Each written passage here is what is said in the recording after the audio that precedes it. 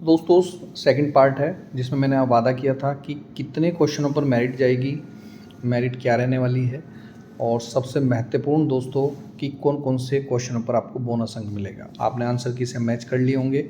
एक बार ये वीडियो जरूर देखिएगा। पार्ट 1 वीडियो पहले आ चुकी है, ये पार्ट सेकंड है। इसमें पूरे 100 क्वेश्चन होंगे डिटेल के साथ। क्वेश्चन नंबर 51 है, कुमाऊं के चंद राजा द्वारा युद्ध में अपने प्राण न्योछावर करने वाला अथवा युद्ध में अद्भुत शौर्य का प्रदर्शन करने जीवित लौटने वाला व्यक्ति को रीत यानी कि नाम से भूमि प्रदान की जाती थी। और दूसरा है, गरुड़ ज्ञानचंद द्वारा नील कठायत को 12 जोड़ा भूमि रीत रूप में दी गई थी। क्या ये दोनों सही है? ये दोनों बिल्कुल सही है दोस्तों, ध्यान रखिएगा, बहुत इंपॉर्टेंट क्वेश्चन है। पुरस्कार के रूप में रौत भूमि दी जाती थी। क्वेश्चन नंबर 52 है, भारतीय संविधान के निम्न में से कौन सा अनुच्छेद मूल अधिकारों से असंगत या उनका अल्पीकरण करने वाले कानून से संबंधित है? आप मेरे संविधान की पहली क्लास देख लीजिए जिसमें मैंने फंडामेंटल राइट्स के बारे में पढ़ाया और लुसेंट में आर्टिकल नंबर 14 से स्टार्ट है। आप लुसेंट की किताब पढ़ना, लेकिन मैंने जब पढ़ाया था तो आर्टिकल नंबर 13 पढ़ाया था कि मूल अधिकारों का अल्पीकरण नहीं किया जा सकता किसी भी परिस्थिति में। तो ये अनुच्छेद 13 कहता है, ठीक है। कोई भी कानून जो मूल अधिकारों का उल्लंघन करता है, उन्हें सीमित करता है, वह उस सीमा तक शून्य रहेगा, वॉइड रहेगा। उसमें बहुत सारे कारण हैं, आप देख लीजिएगा। 53 क्वेश्चन है, मुख्य रूप से रणसिंगा यानी कि वाद्य यंत्र किस धातु का बनाया जाता है? बहुत इंपॉर्टेंट है भैया, तांबे का बना होता है। और ये फूक वाद्य यंत्र है, ये भी पेपर में पूछा जाता है, ठीक है। ये आंसर आप देखते रहिएगा। पंडित दीनदयाल उपाध्याय गृह आवास होमस्टे विकास योजना निम्न में कौन सा कथन सत्य है? एक तो इसमें पहाड़ी क्षेत्रों में परियोजना लागत के 50% सब्सिडी मिलती है, अधिकतम 15 लाख कीमत तक, और 1.5 लाख का ब्याज भुगतान किया जाता है। तो इस योजना के अंतर्गत आवेदक का उत्तराखंड का स्थायी या मूल निवासी होना आवश्यक नहीं है। नहीं दोस्तों, ये गलत है, होना आवश्यक है, केवल पहला सही है। युग इस समय की एक विशेष अवधि जो विशिष्ट विशेषताओं, घटनाओं आदि से चिन्हित होती है। भूवैज्ञानिक घड़ी पृथ्वी के संपूर्ण भूवैज्ञानिक और भू आकृतिक इतिहास को दर्शाने वाली सर्पिल प्रणाली है। तो ये क्या है? तो दोस्तों ये कन्फ्यूजिंग है थोड़ा सा, आप देख लीजिएगा। फिलहाल दोनों कथन क्या है? सही है, ऑप्शन नंबर डी। निम्न में किसी ने अपने संरक्षण कार्यों के लिए प्रतिष्ठित व्हिटली पुरस्कार 2026 जीता था? करंट अफेयर्स का बहुत ही फेवरेट क्वेश्चन है, ये पता होना चाहिए। सही आंसर होगा option number C, Parveen Sheikh और बरखा सुब्बा को ये पुरस्कार से सम्मानित किया गया था। क्वेश्चन नंबर 57, भारत ने राष्ट्रीय खाद्य पुरस्कार सुरक्षा अधिनियम 2013, इतना भी क्वेश्चन पूछ लिया जाता है कि कब लागू हुआ, ध्यान रखिए 2013 में। भोजन के अधिकार को कानूनी रूप से मान्यता मिली और मिड डे मील योजना 1995 की है, मैं बता देता हूँ। विद्यालयों के माध्यम से मानव जीवन में भोजन और पोषण की सुरक्षा प्रदान करता है। तो दोनों पर विचार करना है, तो दोनों ही कथन सही है, ठीक है। क्वेश्चन नंबर 58 है, निम्न में से मोजक का संबंध किससे है? देखिए मोजक एक वाद्य यंत्र है, प्रसिद्ध वाद्य यंत्र, option number A is right answer. Rajagopalachari formula, cabinet mission योजना और एटली द्वारा वापसी गई सीमा घोषणा। तो ये यहाँ पर देखिए, मैंने यहाँ पर विकल्प के रूप में सही लगाया है, ये देखिएगा यहाँ पर। पहला फरवरी 1946 से है, ठीक है। जून 1948, तो राइट आंसर हो जाएगा भाई इसका option number C is right answer. दोखार भंगेला क्या है? ये तो कर दिया होगा। पारंपरिक परिधान है धोखा और भंगेला। दिए गए कथनों में से सही उत्तर का चयन कीजिए। 1817 के विनियम 4 के अनुसार देहरादून को कुमाऊं को कमिश्नर से पृथक जिला बनाया गया। 1825 के विनियम 21 के अनुसार देहरादून क्षेत्र को सहारनपुर जिला से सम्मिलित किया गया। तो इसमें सही बताना है दोस्तों हमें, तो ये दोनों ही गलत हैं। परगना चांदी जो आंशिक रूप से मुरादाबाद और सहारनपुर जिले का भाग था, उसको 1825 के विनियम 21 के अनुसार कुमाऊं कमिश्नरी में सम्मिलित किया गया। Option number C is the right answer. अच्छा क्वेश्चन है और करने लायक क्वेश्चन है। पराम्बिकुलम परियोजना का एक संयुक्त उपक्रम क्या है? कहाँ पर है ये पराम्बिकुलम परियोजना? आपको ज्योग्राफी में भी देखने को मिल जाएगा, तमिलनाडु और केरल में। उत्तराखंड के निम्न में किस व्यक्ति ने हाल ही में अंटार्कटिका की सबसे ऊंची पर्वत चोटी माउंट विल्सन पर चढ़ाई की है? पुराना क्वेश्चन है लेकिन कविता चंद जी है। एक हैकर पैसे चुराने के लिए बैंक का पासवर्ड मांगते हुए ईमेल भेजता है, यह गतिविधि किसका उदाहरण है? ये फिशिंग है, ठीक है, गलत मेल भेजना, स्पैम तरह की जो फिशिंग कहलाती है। फिशिंग होता क्या है, एक साइबर अपराध है जिसमें नकली ईमेल या वेबसाइट या संदेश के माध्यम से उपयोगकर्ता की गोपनीय जानकारी जैसे कि पासवर्ड, बैंक विवरण आदि प्राप्त करने का प्रयास किया जाता है। आनंद आर के और सुपरमा शर्मा ने प्रतिष्ठित पुलित्जर पुरस्कार 2026 की श्रेणी में जीता। तो ये इलस्ट्रेटेड रिपोर्टिंग एवं committee, option number B is the right answer. 2 अब तक के करंट अफेयर्स के क्वेश्चन आए, 3 क्वेश्चन। लेनिन की 3 मांगे, युद्ध समाप्त किया जाए, सारी जमीन किसानों के हवाले की जाए और बैंकों का राष्ट्रीयकरण किया जाए, वो किस नाम से जाना जाता है? April thesis. ठीक है, ये अप्रैल थीसिस किया जाना जाता है क्योंकि 1917 में रूस में बड़ी क्रांति हुई थी और लेनिन ने अपनी प्रसिद्ध अप्रैल थीसिस नाम की पुस्तक प्रस्तुत की थी। इसमें युद्ध समाप्त करने, भूमि किसानों को देने और बैंकों जैसे राष्ट्रीयकरण जैसी मांगें शामिल की गई थी। सूची 1 को सूची 2 से संबंधित कीजिए। माई memories of INA and it's Netaji. आप ब्लू सेंट की जो सबसे लास्ट का पेज है जिसमें प्रमुख पुस्तकें हैं, विदेशी प्रमुख पुस्तकें, वहाँ पर ये आपको पुस्तकें देखने को मिल जाएगी। तो सही मिलान हो जाएगा दोस्तों यहाँ पर। माई memories of INA and it's Netaji Shahnawaz Khan की है। हैंडबुक ऑफ गढ़वालीज जी एवर्ट की है। वैले ऑफ दून, ये मैंने आपको प्रैक्टिस सेट में कई बार कराया, AR गिल की है। और historical statical manure of Dehradun GRG Williams की है। चांचरी क्या है? उत्तराखंड का फेवरेट क्वेश्चन है, एक नृत्य है। उष्णकटिबंधीय घास मैदान ब्राजील में कहलाते हैं, क्या कहलाते हैं? कैंपोस कहलाते हैं। ठीक है, स्टेपी कैंपोस ये ब्राज़ील की घास है। लानोस वेनेजुएला की घास है। स्टेपी उत्तरी अमेरिका की घास है। पम्मास अर्जेंटीना की घास है, ध्यान रखिएगा। निम्नलिखित में से असत्य कथन का चयन कीजिए, हमें गलत कथन बताना है। तो अल्मोड़ा में सर्वप्रथम देसी चिकित्सक की नियुक्ति का श्रेय टेल को जाता है, बिल्कुल सही आंसर है। दूसरा है अनुभवहीनता के कारण पद से हटाने वाले कुमाऊं के पहले कमिश्नर थे जॉर्ज गोवन थे, सही है भाई ये भी। बेटन का कार्यकाल ब्रिटिश शासनकाल कुमाऊं का स्वर्ण युग माना जाता है, ये रट लो, ये क्वेश्चन बन जाएंगे। मैं फिर बोल रहा हूँ आगामी एग्जाम के लिए महत्वपूर्ण है, इसलिए मैं डिटेल के साथ पढ़ा रहा हूँ। अब जो बीत गया सो बीत गया, पर आगामी एग्जाम के लिए फायदेमंद होना चाहिए। नेक्स्ट क्वेश्चन है, अल्मोड़ा में कुष्ठ आश्रम की स्थापना जॉर्ज बेटन द्वारा की गई, जो गलत है। लाखोडियार क्यों फेमस है? ये तो पता ही होगा, सैलासिय चित्रों के लिए। क्वेश्चन नंबर 72, इसमें आपको बताने हैं भैया त्रिभुज की अधिकतम संख्या कितनी है। आप इसको चाहे तो दोस्तों आप बहुत आसान है इनको करना।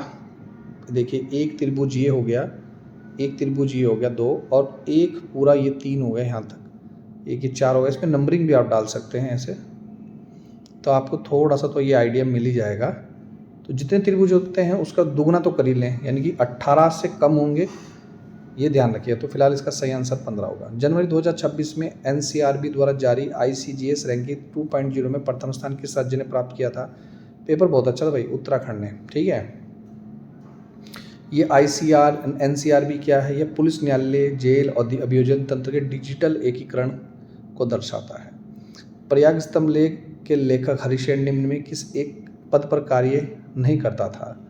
तो सभी पर कार्य किया जो ऑप्शन में है, लेकिन धर्म महापात्र नहीं था। ठीक है, हरिशेन समुद्रगुप्त के दरबारी कवि और प्रशासक थे। वे कुमार मात्य और संधि विग्राहिक पदों पर कार्य करते थे। धर्म महापत्र पर मौर्य काल विशेषकर अशोक से संबंधित था, ध्यान रखिएगा। निम्नलिखित समाचार पत्र और पत्रिकाओं और उनके संपादनों का सही क्रम लिखिए, बहुत इंपॉर्टेंट है, मैंने हमेशा कहा एक क्वेश्चन यहाँ से जरूर होता है, ये रट लेना, ये क्वेश्चन फिर आएंगे। जैसे समय विनोद समाचार पत्र जयदत्त जोशी, अल्मोड़ा अखबार बद्रीदत्त पांडे, पुरुषार्थ गिरिदत्त नेथानी, तरुण कुमार बैरिस्टर मुकंदीलाल। निम्नलिखित जोड़े को सम्मिलित कीजिए, तो सही आंसर होगा भाई सुदर्शन शाह गोरखवाणी। ठीक है, ये माफी चाहूँगा, गोरखवाणी इसकी नहीं है। गोरखवाणी गोरखा शासन से संबंधित है। सुदर्शन शाह टिहरी के रियासत के राजा थे, तो यही गलत है इसमें, ऑप्शन नंबर बी बाकी सही है। ठीक है, ऑपरेटिंग सिस्टम के आविष्कारक कौन थे? जो लिनक्स था, इसका नाम से लिनस टोरवाल्ड्स, रट के जाना। और 1991 कंप्यूटर के नोट्स लेना मात्र 50 रुपये के हैं, और ये क्वेश्चन उसमें मेरे नोट्स में आपको देखने को मिलेगा, मेरा आपसे प्रॉमिस है। मैंने सब लिख रखे, ट्विटर के, फेसबुक के, कंप्यूटर के, और बहुत सारी मशीन जैसे प्रिंटर के आविष्कारक कौन है, सब कुछ डिटेल्स मिलेगा उसमें। सयूरुपुरा के गीत पूर्वांचल में प्रसिद्ध है। ये दोनों शब्द किस अपभ्रंश माने जानते हैं? सिकंदर और पोरस के। निम्न में किसने शिक्षा हेतु टिहरी में कैम्पबेल बोर्डिंग हाउस बनाया था? तो सही आंसर है दोस्तों कीर्ति शाह ने। पृथ्वी का कोर किन पदार्थों से बना है? ये तो पता ही होगा, कोर जो बना है भाई निकिल और लोहे का बना है। ठीक है, निकिल Ni, लोहा Fe। इसी कारण इसे निकिल प्लस फेरम यानी कि नीफी भी कहा जाता है। नीफी, ध्यान रखिएगा, कभी ये क्वेश्चन आ जाए, SSC में आ जाते हैं। किस कार्यालय के कर्मचारियों के लिए समय समय पर निकाले गए आदेशों की सूचना को क्या कहा जाता है? और इस किसी कार्यालय से समय समय पर जो सूचनाएं निकलती हैं उसे कार्यालय आदेश कहा जाता है। मुहावरा है ढींगा टूटना, इसका सही अर्थ है दोस्तों भाग्य अनुकूल होना। अष्टछाप के कवियों में सर्वाधिक लोकप्रिय कवि कौन है? अष्टछाप का सूरदास जी हैं। Option number D is the right answer. निजवाचक सर्वनाम युक्त शब्द कौन से हैं? निजवाचक सर्वनाम वो होता है जो शब्द आप अपने लिए यूज करते हैं, जैसे आप। सही आंसर हो जाएगा ऑप्शन नंबर बी। मनवंतर शब्द का संधि विच्छेद क्या है? जब मैंने बताया था ना, जहाँ आधा न आधा कुछ भी आए और फिर वह आ जाए तो वह पे न पूरा बन जाएगा और ओ की मात्रा लग जाएगा, तो यहाँ पर हो जाएगा मनु प्लस अंतर।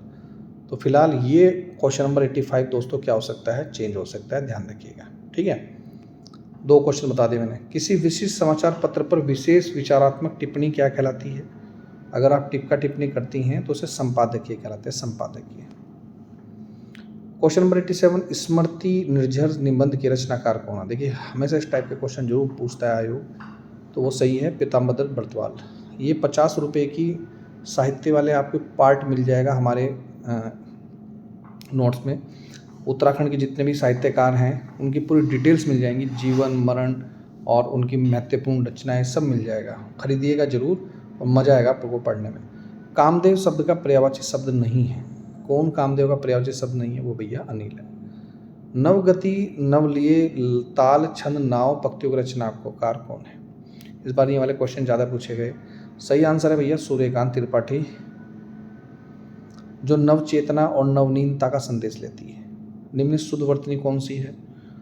तो शुद्ध, बीमार तो गलत लिख रखा, खुद ही दिख रहा होगा, तो शुद्ध शब्द है पुरस्कार। Option number B is right answer. अंतस्थ व्यंजन कौन है? कई बार मैंने पढ़ाया, छोटा स पेट पटा श, जिससे मुंह से ज़्यादा हवा निकलेगी वही अंतस्थ व्यंजन है। वो सॉरी माफ़ी चाहूँगा, ये तो उष्ण व्यंजन है, उष्ण व्यंजन है। और यह रह यानी कि यार, प्यार, लव, ऐसे मैंने आपको बताया था एक बार जब क्लास ली थी, तो ये अंतस्थ व्यंजन कहलाएंगे। बाकी ये त्र ज्ञा ये क्या है? आपके संयुक्त व्यंजन है। स्थावर का विलोम शब्द क्या है तो बता दो यार, जंगम। ठीक है। कौन सी बोली कुमाऊनी की उपबोली नहीं है? तो मंजियाली जो है कुमाऊनी की उपबोली नहीं है, ये गढ़वाली की है।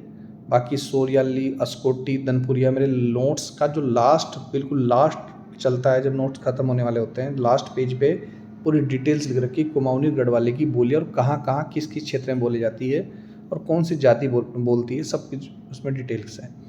प्रत्युपकार में कौन सा उपसर्ग प्रयुक्त हुआ?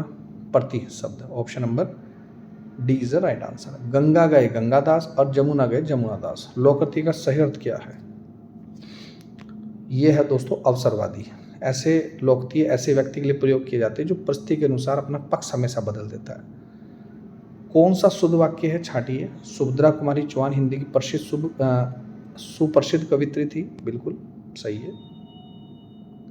हिंदी की बोलियों का विकास नहीं हुआ, किससे नहीं हुआ है? तो महाराष्ट्री अपभ्रंश से नहीं हुआ, बाकी सबसे हुआ है। शोरसेनी से, अर्धमगधी से, मागधी से। लास्ट तत्सम शब्द बताना है। तत्सम जो संस्कृत के जो कहते हो, आज्ञा। बहिन होती है भगिनी, किसान होता है किसान, राय आज्ञा, ये आज्ञा ऑप्शन हो जाएगा। निसर्ग नी उपसर्ग नहीं है जिसमें, तो हो जाएगा निर्दर्शन। ठीक है, निरपराध में है। वैसे इसका ऑप्शन देख लेना, ये भी गलती हो सकता है, इसका option number C is the right answer हो सकता है, बाकी आप देख लेना एक बार। 3 क्वेश्चन मैंने बताए। कंप्यूटर की संरचना में आउटपुट डिवाइस का क्या कार्य है?